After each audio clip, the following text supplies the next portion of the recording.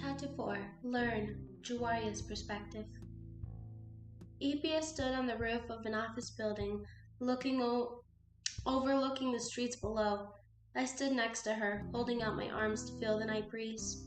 "This is what you do every night?" she asked me. We tend to look over the streets that are known for more crime and glance over the ones that are not. I love the feeling of the breeze on my fur, skin, and feathers. She crossed her arms. "So you hold your arms out, put your guard down, and make yourself look like you're a target waiting to be hit?" I sighed. "Try it for yourself." She looked annoyed. "Why?" "Just trust me. Close your eyes and just listen."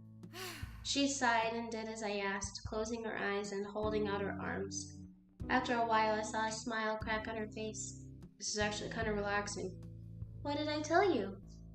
I heard a scuff sound next to us. I looked over to see Thegroszkitty on the other side of Lypye. "Don't you think it's time to check out another street?" "Excuse me," we heard behind us.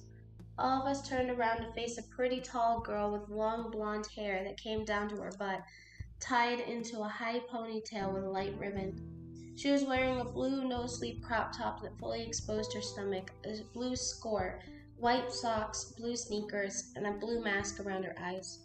Her beautiful blue eyes shone in the night sky. "Here's the report on City Hall," she continued, handing me a piece of paper. "Thank you," I responded. "Who's this?" Lypye asked. "I'm Agent B," the girl responded, holding out her hand. Lypye crossed her arms and raised her eyebrows. I lightly touched the top of her arm, lowering it.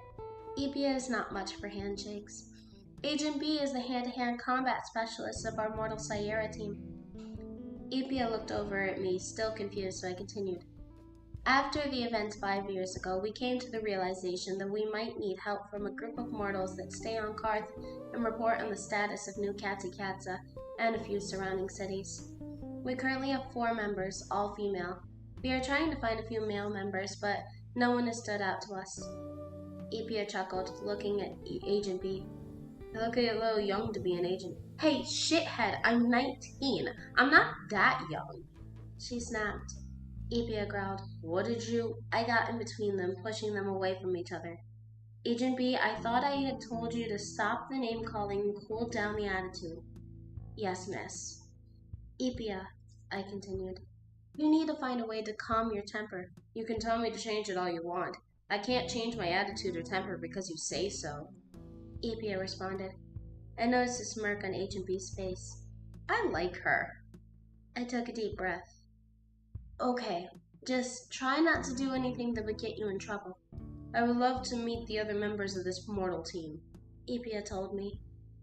"We will be having a meeting with them tomorrow night," I mentioned. "You should join us." Agent B's eyebrows raised, and I could tell she was trying not to smile. "If you could calm Agent R's nerves long enough." "We are well aware of Agent R's fear of Lypye," Thegroszkitty cut in. "The Syara team will be there as well. We should calm her fears." Lypye looked down, shifting her weight back and forth.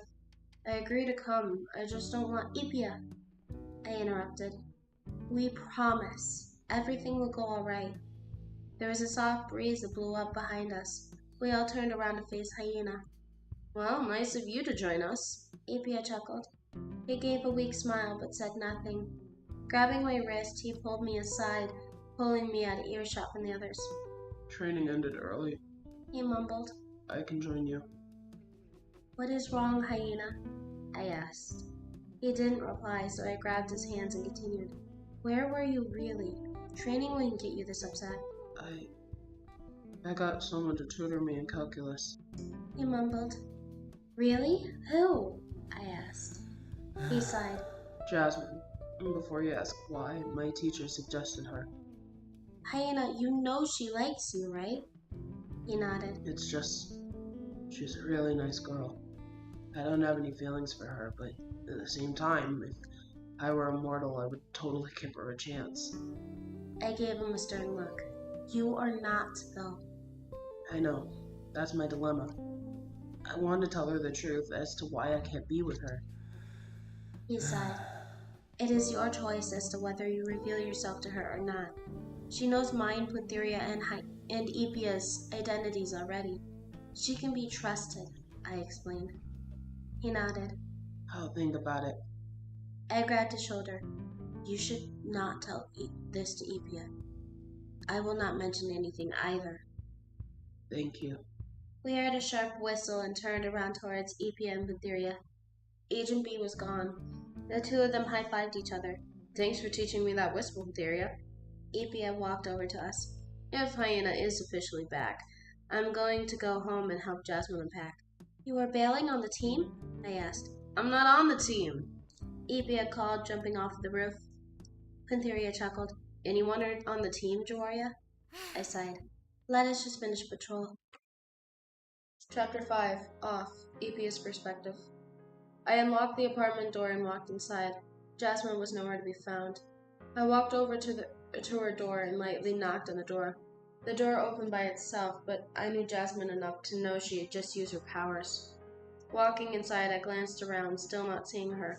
I heard a loud crash from the closet, then looked over to see the door open and the light on. I didn't notice at first because there was a stack of boxes in the entrance. Jasmine, are you in there? I asked. Yeah, I heard her yell. Just unpacking a few boxes. I moved a few boxes off the top of the stack so I could see her face. Okay, what's wrong? She shrugged. Nothing. You don't use your powers unless you're upset or scared. So, which is it? I pushed.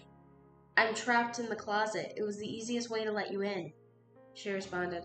Which leads me to my next question. Why didn't you go through the boxes out here, then carry the boxes to the closet? Probably would have been easier than barricading yourself in the closet, I continued. You know me. I like to do things the hard way. Or you want to hide the fact that your eyes are red from crying. Why would I be hiding? She mumbled. I didn't even know you were going to be home tonight. I crossed my arms. What is wrong, Jasmine? I don't want to talk about it, she yelled. Get the fuck out of my room! I moved the rest of the boxes and walked into the closet. Jasmine clenched her fist tightly, then began aggressively going through one of the boxes, throwing some things out of the closet and slamming other things on the ground. She pulled out a jar with seashells in it, hyperventilating in anger. I noticed her about to slam the jar on the ground in front of her, so I grabbed her wrist and pulled the jar out of her hand. Calm down, I tried. She burst out crying and lunged forward, hugging me. I hugged her back, trying to comfort her the best I could. Say something, I thought. I opened my mouth to speak, but stopped myself, realizing that nothing I would say would help. I stayed in her room until I was sure she was asleep. Something was clearly wrong, but I didn't have the words or patience to push anymore. After a while, I noticed that I was pacing in the living room, so I grabbed my phone and called someone I knew could give me advice I needed. Hello? I heard Jagwerye say on the phone. Hey, it's Lypye. I'm calling because I need some advice.